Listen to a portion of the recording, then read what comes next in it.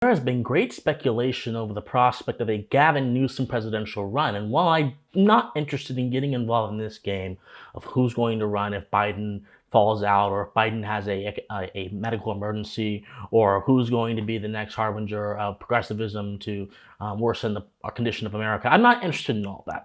But what I am interested in is understanding what certain political figures represent by looking at their records, looking at their stated philosophies, and then examining that within the current cultural condition of our nation. Because, my friends, political figures are oftentimes produced by the right cultural moment. You can see this throughout history. Mao Zedong didn't just come out of nowhere. Mao Zedong utilized, like a vampire, the emotional passions of the working class in China and then used those to start one of the greatest revolutions. I should say greatest revolutions brought forth famine and destruction and death and chaos, and then ushered in an era of communism, which has made China suffer more than it's suffered ever before, and so on and so forth. But he was produced by the right political moment. Donald Trump was produced by the right political moment. Americans got frustrated and flustered with the status quo. They got tired of the established order not having any corrective or any alteration and continuing chugging along on its pathway towards destruction, with America in the back seat on the caboose of the train going destruction with them. And so what do? They issued corrective in the form of Donald Trump. Political leaders are produced by the right moment. And right now on the left, there is a thirst, a hunger for an established political figure on the national stage to be able to fill the vacuum left by Biden and Kamala Harris, because Biden and Kamala Harris, as people who govern, as politicians, aren't really inspiring. They aren't really hands-on. They are just there to serve at the behest of the administrative state, whose ideology they share and whose ideology continues to keep them in power. But Gavin Newsom, he offers something that would fulfill not only that thirst in the left, but might catch a lot of American citizens off guard, which is why I don't believe this nation is currently ready for a President Gavin Newsom. Let's be very clear, my friends. Gavin Newsom has governed California like a third world tyrant to the worst degree. Let's look at his COVID policies. During COVID, the California state legislature quite literally gave Newsom all-encompassing executive authority so he could just rule by diktat, and he used that authority to do the following things. He used that authority to impose a shutdown on all of the schools, which then led to distance learning being imposed. And as we now know, distance learning actually hurt a lot of students in their educational development. But it didn't just hurt any students. It also especially hurt minority and African American students who suffered the most and did the least hours in distance learning. That's only relevant because Gavin Newsom, as a progressive, with his apparent support of reparations, has painted himself as this luminary defender of minorities. Now, in all honesty, it doesn't really matter what race it hurt, because ultimately, as by virtue of you being an American and being an American citizen, you inherit an intellectual tradition of values and philosophies that go beyond your race, that go beyond your ethnicity, that go beyond your origin, and go straight to the heart of what it means to be a human being. So, to be frank, I don't give a damn if you are black or white and it hurt black. I don't care about all that. But for a progressive, a 21st century progressive, I might add you, race is central to their worldview. In the 20th century, it was class. It was class and your condition as a worker. You might remember Upton Sinclair, The Jungle. You might remember the emphasis on workers' rights. It was class. But then they just shifted the collective focus from class over to race, sexuality, all that kind of stuff in the mid-1980s, late 70s, mid-80s. And so as a progressive, Gavin Newsom is emboldened to care about race. And yet, one of his policies hurt black people, black students, the most. But not only that, but Gavin Newsom also had people arrested for doing activities that under any framework had no threat to the public, but simply defied his stay-at-home orders. For example, a lone paddleboarder in California was arrested during the COVID-19 pandemic because he defied the stay-at-home order, because Gavin Newsom basically put his entire state on house arrest, except in the very few circumstances that he, as a governor, decided were good enough for them to be able to come out of their house, as if they don't have freedom of movement, as if they don't have free will, as if they don't, as by virtue of American citizens, have their natural rights recognized in the law. None of that mattered to Gavin Newsom. It was all about the illusory demon, the illusory god of public safety, to whom he sacrificed his entire state to. Oh, but it gets so much worse. Not only that, but Gavin Newsom shut down houses of worship during the COVID-19 pandemic. So much so that Pastor John MacArthur is actually a pretty profound theologian and apologist of Christianity, and Grace Community Church had to fight, and they eventually won, and the Supreme Court ruled that Gavin Newsom's shutdown of churches was unconstitutional, and Newsom and his government were forced to pay over $800,000 to the church who they shut down. He threatened people with arrest just because they wanted to go and worship God and connect with the Spirit amidst a time of trial.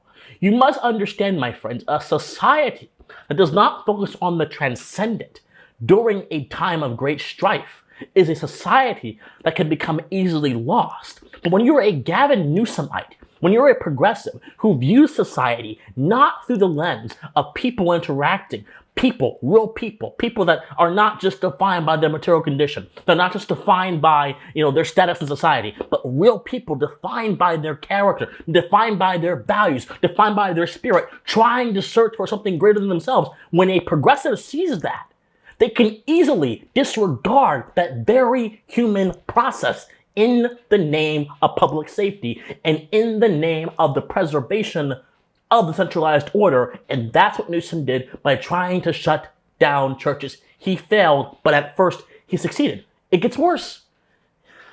Gavin Newsom has been one of the most hostile antagonists to the natural right of self-defense, so much so that he is the only state in the country, his state is the only state in the country that has both a tax on guns and a tax on ammunition. The federal government already taxes those things, but Newsom recently just signed an 11% tax on ammunition. So he is trying to price people who are trying to defend themselves in a state whose violent crime rate just rose about 7% in the last statistical counting. He's trying to price them out of their ability to defend themselves because he believes in the illusory concept of gun safety. Now, I say all of this not because I am trying to pepper you all with facts, but I'm trying to contextualize just how horrible this man's character is. I'm trying to contextualize just how hostile his philosophy is to our republic. I'm trying to contextualize a bunch of things to you. But here's the thing. Everything I just said to you doesn't actually matter. Why not? As much as I wish that people were motivated by reason, as much as I wish that people care about philosophy, as much as I wish that people thought through their propositions. And by the way, it's my goal to increase these habits in the American people. It's my goal to help them get to this point, because there are plenty of people who do think and everything, but a vast majority of the public is far too conditioned by complacency, far too conditioned by comfortability, far too conditioned by their preconceptions, so much so that they are a prisoner to their own minds and not an active, avid thinker, not someone who's actively living. The curse of the NPC, as it is so colloquially called in internet political culture, exists, and we are seeing it every single day in this nation. We are seeing it with the fascination with drama. We are seeing it with the fascination with drama over the various atrocities American government is doing to its own people. We are seeing it with the fascination in personalities as opposed to ideals and higher principles. We're seeing the NPC take his sword and clack, clack, clack, destroy this nation through complacency. We're seeing it. We're seeing it. So excuse me if I have to say the truth. It's the truth.